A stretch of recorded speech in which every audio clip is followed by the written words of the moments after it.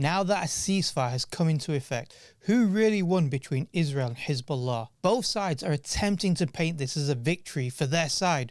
On one hand, Israelis claim that they achieved their objectives, while Hezbollah supporters claim that Israel was unable to strike an effective blow against them and they were able to hit them back with their bloody nose. But before we assess whether any side has truly won in this conflict, let's first review some important background information. Hezbollah began attacking Israel in support of the October 7th attack against Israel that Hamas carried out. They targeted Israeli forces in an area known as Sheba Farm, which is under Israeli occupation, but is actually considered part of Lebanon. This, by the way, challenges the narrative in Western media that Hezbollah was just launching missiles against civilian populations in Israel.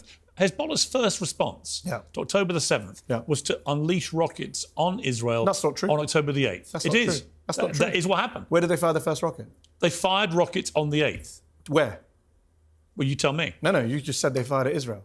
Where? Well, they fired in the direction of Israel. Where did they hit? They fired at the Sheba Farms. Answer, tell me. I do. They fired at the Sheba Farms, which, as I said earlier, is an area of Syria. Well, the Lebanese claim it's Lebanon. Syria claims it's Lebanon. Israel says no and is occupying the Sheba Farms. They fired at Israeli military installations in the Sheba Farms. In fact, most of Hezbollah's attacks targeted and have targeted Israeli military positions. But because Israel is such a small country and its military installations are located close to civilian areas, 60,000 Israeli residents were evacuated from the north of Israel. Hezbollah's strategy was to show support for the Palestinians while not escalating the conflict into a full-scale war. This allowed them to appear as though they were supporting the Palestinian cause without taking any direct, meaningful military action. Some argued that Hezbollah was trying to aid Palestinians, split Israeli forces and put pressure on Israel to push for a ceasefire in Gaza. In fact, Hassan Nasrallah, the leader of Hezbollah at the time, stated that there would be no ceasefire between Israel and Hezbollah unless a ceasefire was agreed and reached in Gaza. طبعا في بعض الدول الغربية حاضرين يعملوا لنا مخرج انه نعمل تسوية معينة بمجلس الامن ومنقول تطبيق 1701 وخلص بنوقف الحرب. وتترك غزة واهل غزة ومقاومة غزة وأهل الضفة وفلسطين وكل المعركة لمصيرهم. وبالتالي كل ما قدمناه من تضحيات ومن شهداء ومن جهود ومن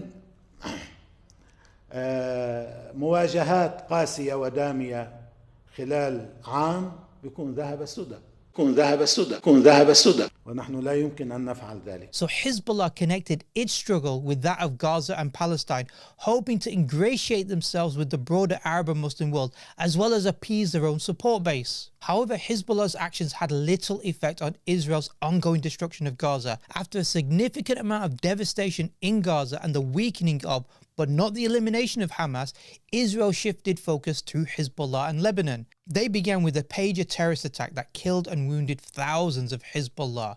Then they launched a campaign, an air campaign, and even targeted high-ranking commanders, including killing Hassan Nasrallah. Then they engaged in a ground war in order to take the southern part of Lebanon up until the Litani River. So Israel's goal was this. They wanted to decimate Hezbollah. They wanted to drive Hezbollah out of southern Lebanon with the ultimate aim of controlling up until the Litani River. This conflict led to thousands of Lebanese deaths, over 1 million people being displaced, and a massive bombing campaign across Lebanon. But despite this, Israel faced strong resistance from Hezbollah, which was well prepared for such a conflict. Southern Lebanon's mountainous terrain, unlike Gaza, made it much harder for Israel to operate.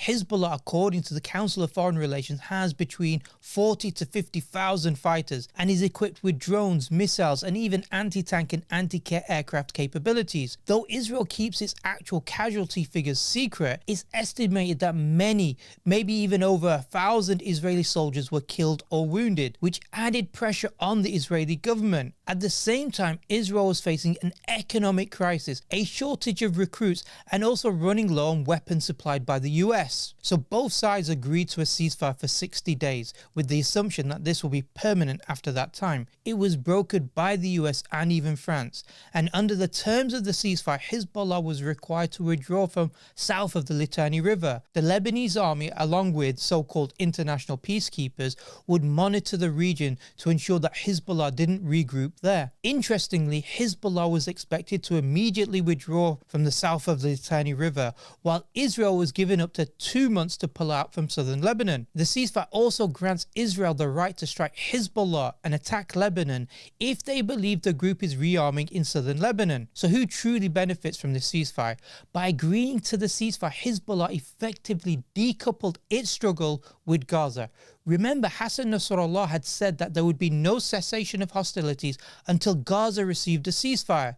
With this agreement, with the current ceasefire agreement, Hezbollah has effectively abandoned Gaza to the Zionists. وتترك غزة وأهل غزة ومقاومة غزة وأهل الضفة وفلسطين وكل المعركة لمصيرهم. Hezbollah may have bought itself some time. However, the cost of this is clear. They've abandoned the Palestinians and the Palestinian cause in Gaza. Additionally, Hezbollah's leadership has been decimated, including the death of Hassan Nasrallah.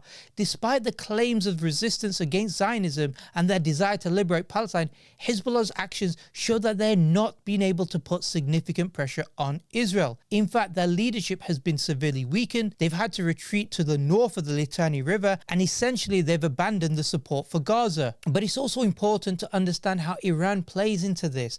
Iran uses Hezbollah as a proxy for its own national interest in the region. They use them to pressure surrounding countries as well as a potential deterrence against Israeli attacks against Iran. Therefore, it's in Iran's interest to maintain Hezbollah in Lebanon. So any ceasefire agreement with Hezbollah is essentially pushed by Iran. It's in order to preserve its, i.e. Iranian influence within the region and within Lebanon specifically. This situation isn't just Hezbollah therefore abandoning Gaza, it's Iran abandoning Gaza as well. Iran has made this move to protect its asset in Lebanon, believing it will help them leverage or maintain leverage within the region. Historically, Hezbollah has always followed Iran's lead. For example, in the 1980s when Hezbollah captured American hostages, Iran brokered their release in exchange for missiles during the Reagan administration.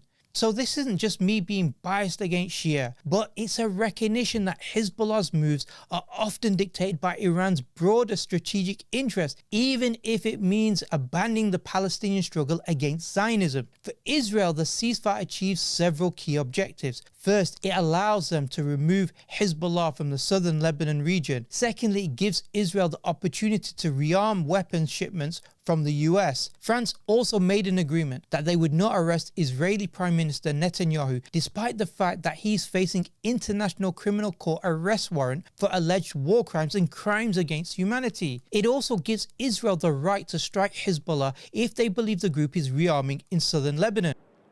Let me be clear. If Hezbollah or anyone else breaks the deal and poses a direct threat to Israel, then Israel retains the right to self-defense consistent with international law, just like any country when facing a terrorist group pledged to that country's destruction.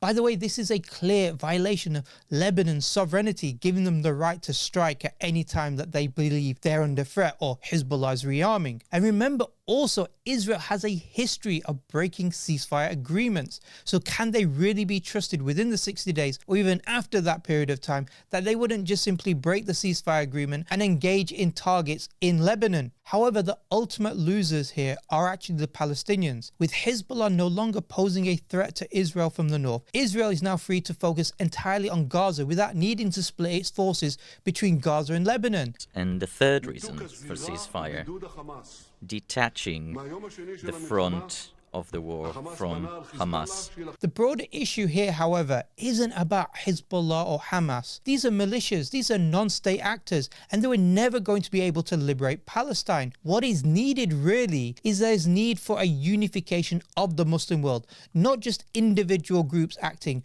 but a unified Islamic response to work towards liberating Palestine. The past 14 months has shown really how weak Israel is. Israel survives not because it's invincible, but because of Western support and also the complicity of cowardly Muslim rulers who are more concerned in securing their thrones than helping the oppressed people of Palestine. If Hamas and Hezbollah can cause a bloody nose, what could a unified Muslim response actually achieve? What could Muslims under a true Islamic leadership really achieve in terms of liberating Palestine and resisting Zionist colonial occupation? Israel is surrounded by Muslim majority countries that could easily cut off its airspace, waterways and land routes that supply Israel with American-made weapons. Muslim countries could eject US military bases from the region that continue to support this Zionist entity. Imagine a coordinated effort targeting Israel's critical infrastructure, such as its 9 power plants or 5 desalination facilities, while preventing Israel from using land, air and sea routes through the Muslim majority countries. This is what's required: real political will to liberate Palestine, not just tokenistic demonstrations of power the way Iran did in April and later on in October. The reality is that we cannot rely on militias or individual groups to liberate Palestine, especially when some of these groups are controlled by larger countries like Iran, who do so for their own national interest. What's needed is a unified political and military strategy from the Muslim world. That means a change in the current leadership that remains slavish to Western and Zionist interests, a leadership like that of Salahuddin al-Ayyubi rahimahullah, who worked within the Khilafah to liberate Palestine and Jerusalem from the Crusaders. Only with the correct political vision, real Islamic leadership and the help of Allah subhanahu wa ta'ala, then can we really hope to bring about a real liberation of Palestine. Inshallah, something that we will witness in our lifetime.